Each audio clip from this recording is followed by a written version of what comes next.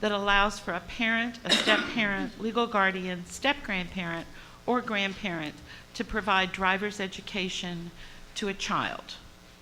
There's a lot of research that shows that parent-taught or custodian-taught driver's education, those kids have really, really bad data in terms of the numbers of crashes they're in, the numbers of injuries they cause, injuries they suffer, and fatalities. So we're seeking to do that. Do you know how large a scope we're talking about? Like how large a population is it that gets custodian taught? I don't have it off the top of my head, but I can send you the research, the study that was done by NHTSA on this. Texas is the only state in the country that allows for parent-taught driver's education. So we have been a subject of focus. Additionally, they're asking for legislation to amend a code of criminals procedure. Currently, if kids under 18 years of age who have a moving violation and must appear before the court because of their crash or their violation, there is no requirement that parents be notified or included, and they're seeking to make it part of the law that a parent or guardian must appear with a child in court for the moving violation. Moving away from motor vehicle crashes, they have some recommendations about drowning prevention. Once again, they are recommending that there be a statute requiring four-sided fencing on all new residential pools, because this, also with a self-latching gate.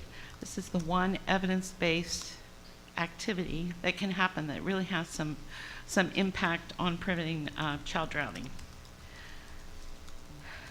Also related to drowning, they're asking that legislation be passed to designate April as Water Safety Awareness Month in the state, and that then there be a wide campaign about water safety awareness during April.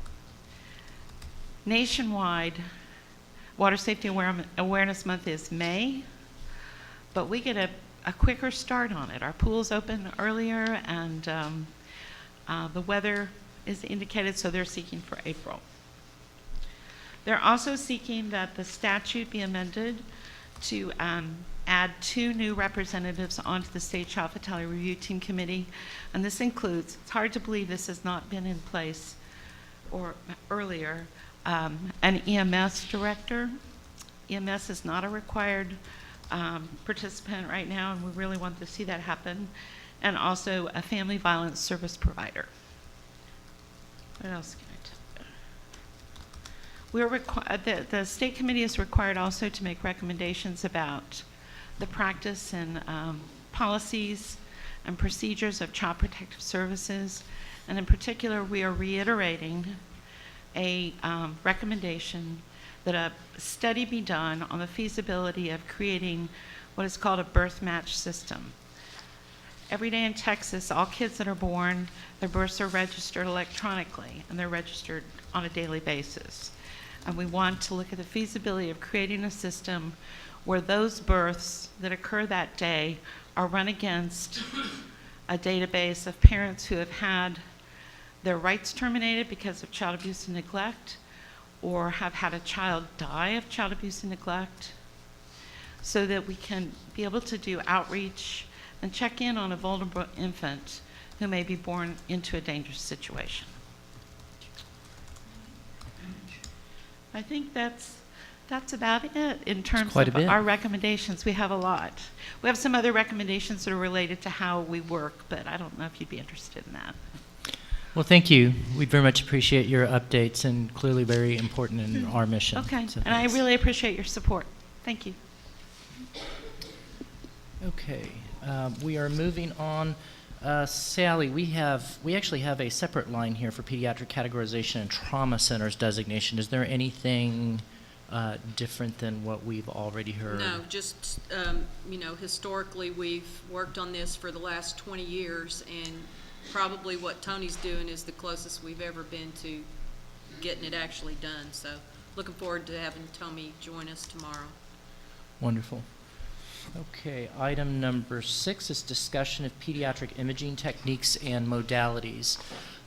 Some time ago, Sally brought to my attention a very wonderfully constructed position statement by the state of Pennsylvania Trauma Systems that described this concept that, for those of you that are familiar with ionizing radiation in children, was a major initiative that was started some years ago, I believe by a group out of North Carolina. Duke, right? Yeah. Image gently, is that what you're Yeah, so which eventually became known as LARA, as low as is reasonably acceptable. And Sally, I'll turn it over to you to describe. You sure? Sure. Well, this is, I mean, you guys can have access to this position statement. It's posted, by the way.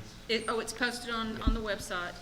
It just references several studies that indicate that